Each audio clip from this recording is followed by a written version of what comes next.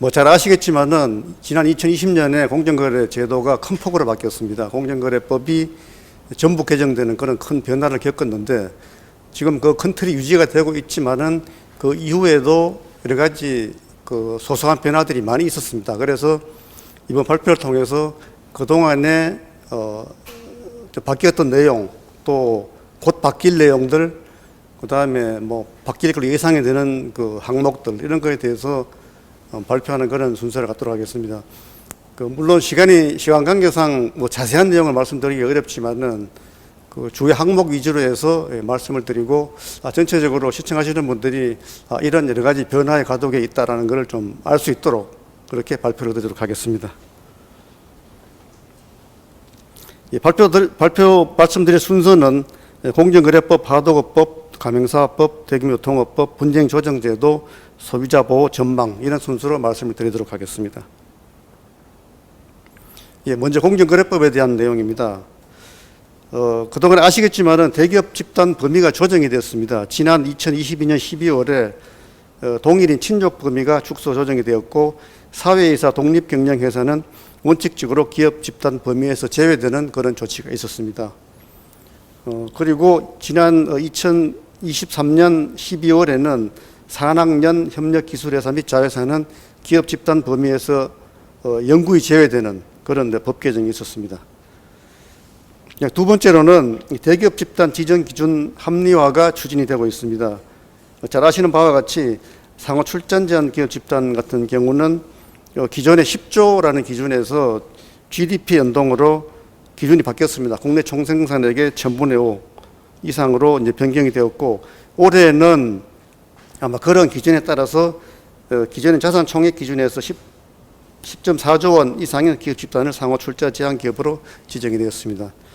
그래서 올해 그 공시 대상 기업 집단과는 이 차이가 나는 그런 문제가 있어서 12월에 국회에 제출할 그런 그 예정이라고 합니다. 그래서 공시 대상 기업 집단도 지정 기준을 현행 자산 총액 5조 원에서 GDP 연동 방식으로 개정하는 공정거래법이 개정이 추진될 그런 예정으로 있습니다.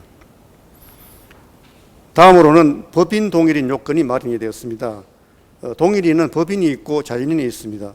그래서 이 법인으로 하는 경우와 자연인으로 하는 경우가 기업 집단 범위의 차이가 전혀 없고, 또 특수관계인과 계열사 간의 출자 경영 자금 관계가 단절된 경우에는 법인을 동일인으로 볼 수 있는 예외 조건이 마련이 되었고, 이러한 기준에 따라서 이번 2024년 기업 집단 지정에서도 두 군데가 자연인이 아니고 이제 법인으로 동일인이 지정되는 그런 조치가 있었습니다.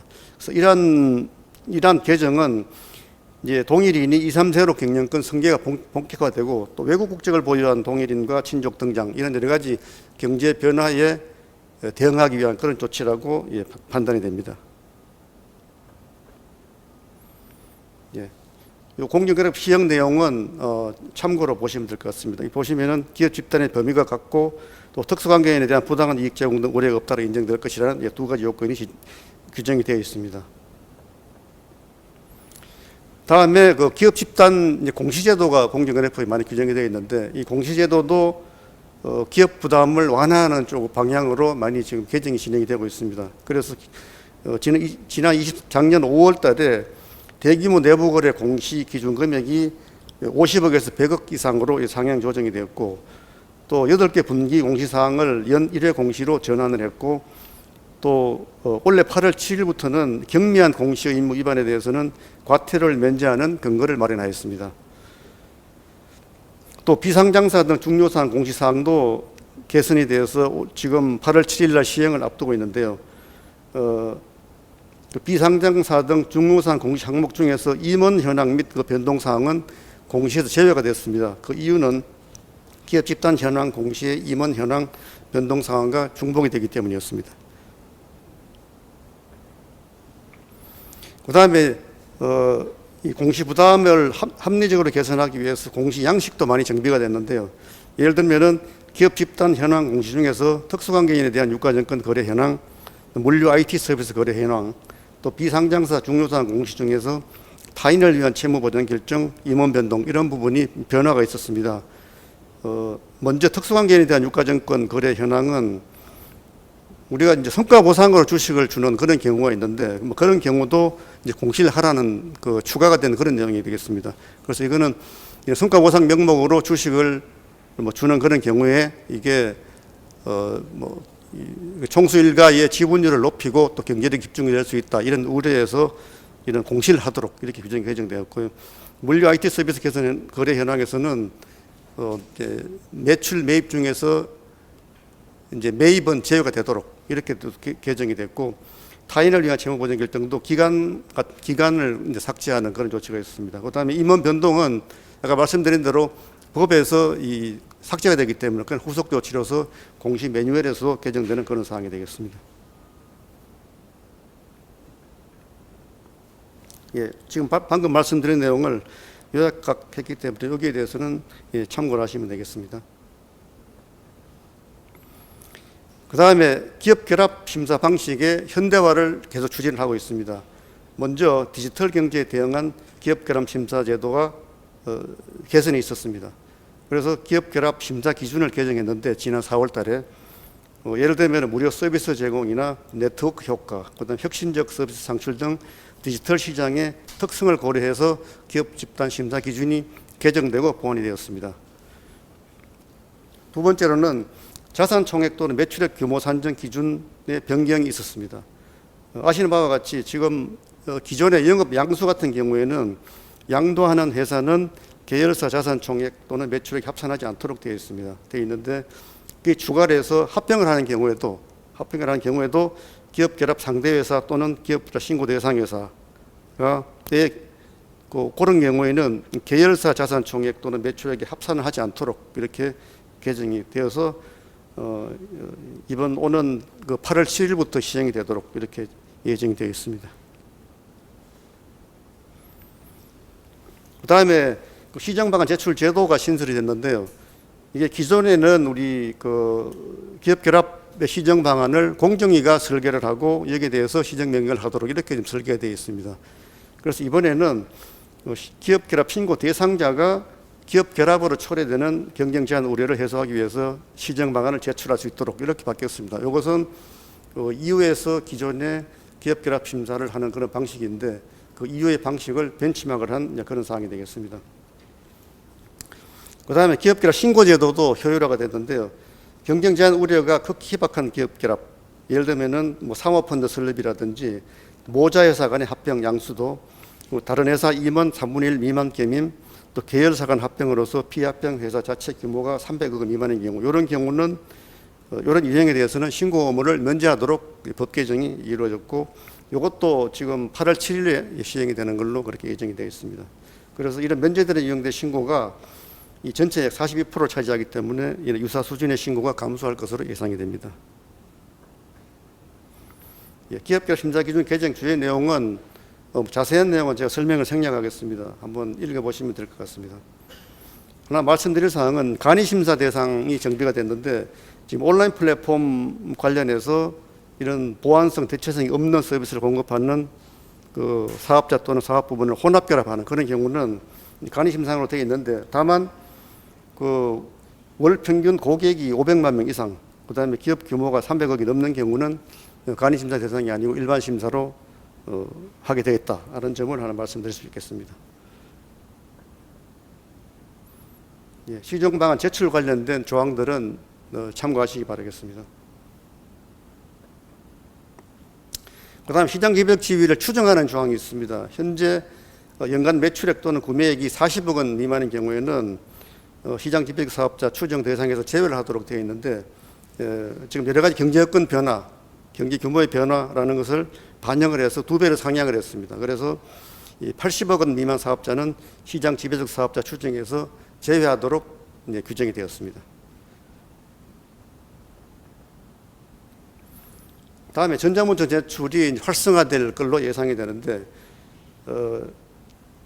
이 공정위 심의 절차에서 각종 자료들이 종이 문서로 오감에 따라서 발생하는 사업자 불편, 행정 비효율, 이걸 해소하기 위해서 전자 시스템을 통한 문서 제출 송달 제도가 도입되었고, 다만 이것은 이제 좀 과도기를 감안해서 2027년 2월부터 시행이 되도록 지금 규정이 되어 있습니다. 그래서 이제 이 제도가 시행이 되면은 사업자들은 이런 전자 시스템을 통해서 심의에 필요한 문서를 전자적으로 제출하게 되고, 공정위는 그 시스템 안에서 이제 송달도 하고 통지를 할 수 있게 되겠습니다. 그래서 그리고 사업자는 온라인으로 언제든지 열람이 가능하도록 그렇게 변화가 될 것으로 예상이 됩니다.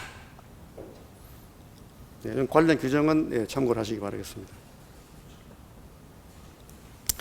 공정거래법에 대한 설명을 마치고 하도급법에 대한 설명을 하도록 하겠습니다. 먼저 하도급법 위반 행위에 대한 자진시정을 적극적으로 유도를 하고 있습니다. 그래서 하도급법 위반을 자진시정하는 경우에는 과징금을 최대 70%까지 감경하도록 이렇게 지금 시행령 개정을 추진하고 있습니다. 아시는 바와 같이 작년에 하도급법 과징금 고시가 개정에 대해서 자진시정에 따른 과징금 감경률을 50%까지 확대하도록 이렇게 했고, 이런 고시 취지를 반영을 해서 자진시정 최대 50%, 조사심의 협조 최대 20%에서 이런 경우를 충족하는 경우에는 과징금을 최대 70%까지 감경할 수 있도록 하는 그런 시행령 개정이 현재 진행 중에 있습니다. 그리고 대규모 유통업법과 대리점법도 같은 내용의 시행령 개정안이 추진 중에 있습니다. 납품 단가 연동제는 작년 2023년 7월에 시행이 됐습니다. 주요 원재료 가격이 원수급자 10% 이내, 하도급 대금 10% 이상을 차지하는 원재료 가격이 원수급자가 10% 이내 범위에서 협의에 정한 비율 이상 변동하는 경우에는 연동을 하도록 하는 그런 제도인데, 현재 한국공정거래조정원이 하도급 대금 연동 확산 지원 본부로 지정이 돼서 운영을 하고 있고요. 이게 연동하는 실무적인 어려움들이 있기 때문에 또 조정원에서 하도급 대금 연동제 원가 확인 컨설팅 지원 사업을 실시하고 있습니다. 그래서 이런 공정거래 조정원을 통해서 컨설팅을 좀 받게 되면은 이런 부분에 대해서 좀 해결되지 않을까 이런 생각이 듭니다.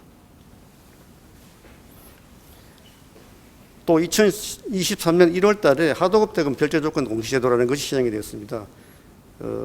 공시 대상 기업 집단 소속 원사업자가 이 하도급 대금 결제하는 조건에 대한 정보를 공시하도록 이렇게 했는데요. 이것은 나중에 이제 2차 협력사로 갈수록 결제 조건이 악화되는 그런 현실, 이렇게 좀 개선하기 위해서 하는 조치였는데, 지급수단, 지급금액, 지급기간, 분쟁 조정기구 이런 것들을 다 공시하도록 되어 있고요. 최근에 이 공시제도에 대한 가이드라인도 배포를 했고, 또 여러 가지 FAQ도 배포를 했습니다. 그래서 관련해서 좀 궁금하신 사항들은 이런 여러 가지 가이드라인이나 이런 FAQ를 참조하시면 되겠습니다. 이건 관련 규정이 되겠습니다. 참고하시기 바랍니다. 그래서 이 하도급 대금 결제 조건 공시제도는 반기 말로부터 45일 이내에 공시하도록 되어 있습니다. 그래서 만약에 6월 30일까지 기준했을 때는 8월 14일까지, 그 다음에 12월 말까지 기준했을 때는 2월 14일까지 공시를 하도록 되어 있고, 이제 위반하게 되면 시정조치는 과태료를 부과하도록 되어 있습니다.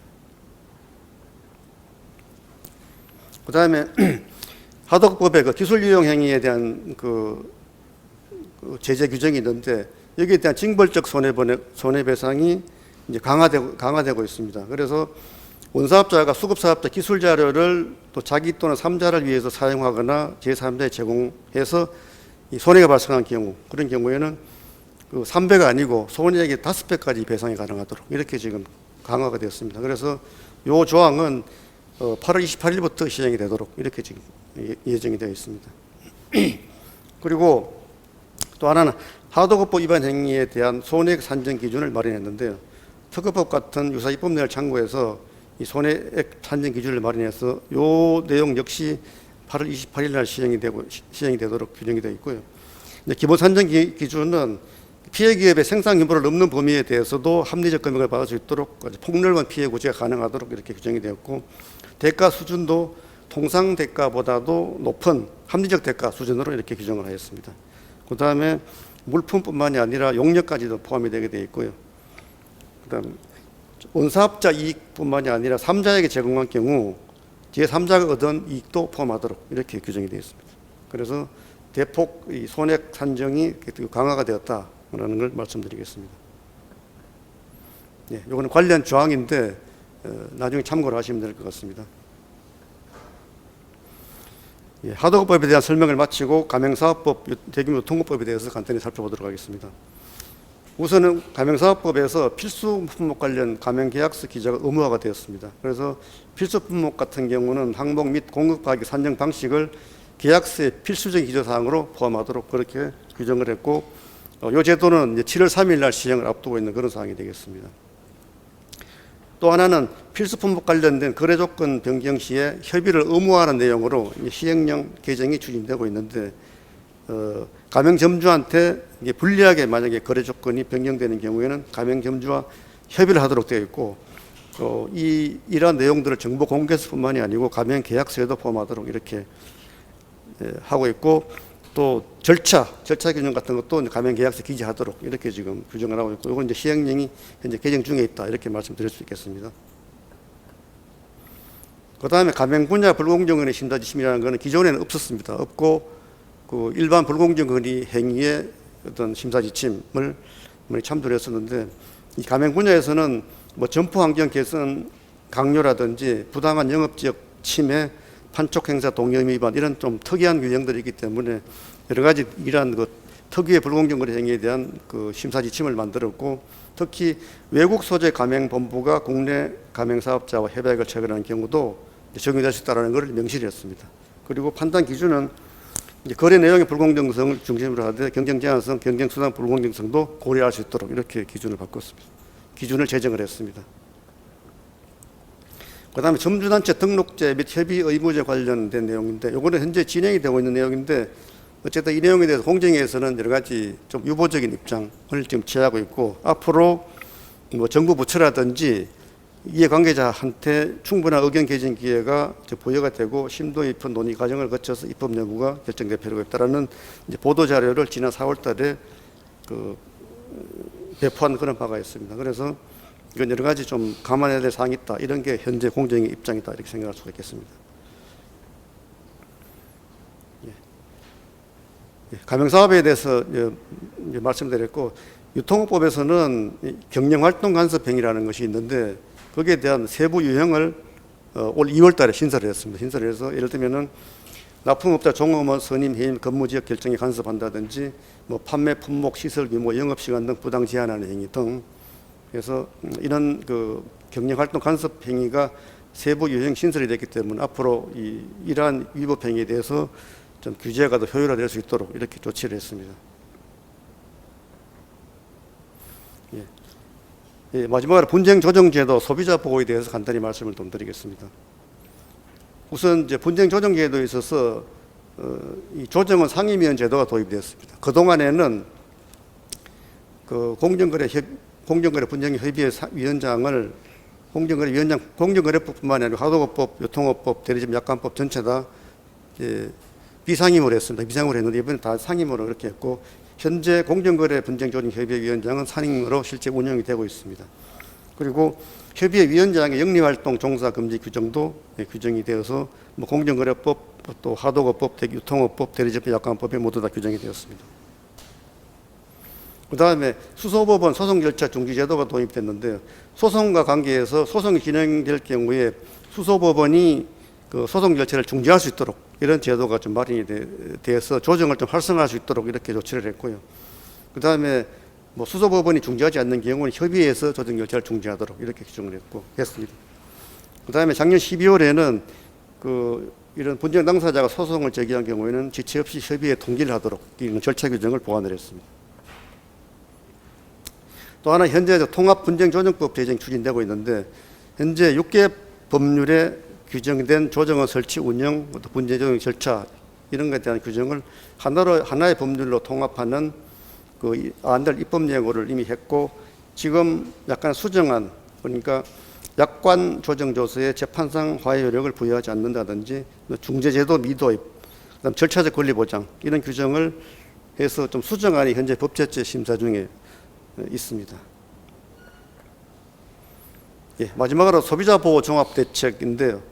뭐 최근에 해외 직구 규모가 급증을 하고 있고, 단기간에 해외 온라인 플랫폼 이용이 급증을 하면서 소비자 불만 및 분쟁 건수도 증가하고 있습니다. 그래서 이런 거에 대응해서 범정부적으로 또 전상법 같은 그 법 집행을 할 때 국내 대리인 지정을 의무화한다든지 기타 여러 가지 4대 주의 항목에 대해서 이제 부처가 공동 대응한다든지 한라인 구축, 피해 주의 발령 같은 소비자 피해를 적극적으로 이제 예방하고 구제하겠다라는 방침을 정부에서 발표를 한 바가 있습니다. 예, 이상으로 마치고 전망에 대해서 간단히 말씀드리면 이 전망은 뭐 제가 전망이 아니고 이제 공정거래법 원래 업무 보고를 기준으로 했을 때 좀 향후에 예측이 되는 그런 문제인데 예를 들면은 부당특약의 사법상 효력을 무효하는 하도급법 개정, 그 다음에 사인의 금리 청구권 제도를 하도급법에 개정한다든지 하도급법에 도입한다든지, 그래서 필수 품목 가격 산정 방식을 구체화한다든지, 그 다음에 중소 납품업체에 대한 판촉비 부당 증가를 억제하기 위한 징벌적 손해배상 신설, 등 해서 이제 중소기업이나 소상공인 안정적 거래 기반 구축을 위한 조치들이 아마 올해 있을 것으로 추진이 될 걸로 그렇게 예상이 되고 있습니다. 그 다음에 이제 플랫폼 공정경제 촉진법이 제정이 추진되고 있고요. 그 다음에 AI 등 그 정책 보고서 발간도 예정이 되어 있습니다. 그리고 벤처 투자 활성화를 위해서 CVC 관련 규제를 완화하는 공정거래법 개정이 추진될 것으로 예상이 됩니다. 마지막으로 소비자 권익 보장을 위해서 플랫폼이 법 위반 의심을 있을 때는 즉시 거래를 중단할 수 있도록 임시 중지 명령 발동 요건을 완화하는 전상법 개정이 추진이 되고, 또 소비자 안전 관리 체계를 확립하기 위해서 소비자 안전 기본법 개정이 추진될 것으로 예상이 됩니다. 그다음에 상조 분야의 재무 건전성 유지 의무가 할부거래법 개정을 통해서 명시가 될 것으로 예상이 됩니다. 그 다음에 마지막으로 대기업 집단 합리적 운영 관련해서는 그 TRS라고 하는 총수익 스와프라는 파생 상품이 채무보증처럼 이제 규제 회피 가능성이 있기 때문에 이런 거에 대한 효과적 규율 방안도 마련될 걸로 예상이 되고, 말씀드린 바와 같이 공시 대상 기업 집단 지정 기준이 GDP 연동 방식으로 변경될 걸로 예상이 됩니다. 그리고 대기업 금융보험사의 금융 밀접 업종 영위에서 예를 들어 핀테크에 대한 의결권 행사가 가능하도록 공정거래법 개정이 이루어질 것으로 예상이 됩니다. 네, 이상으로 발표를 마치겠습니다. 감사합니다.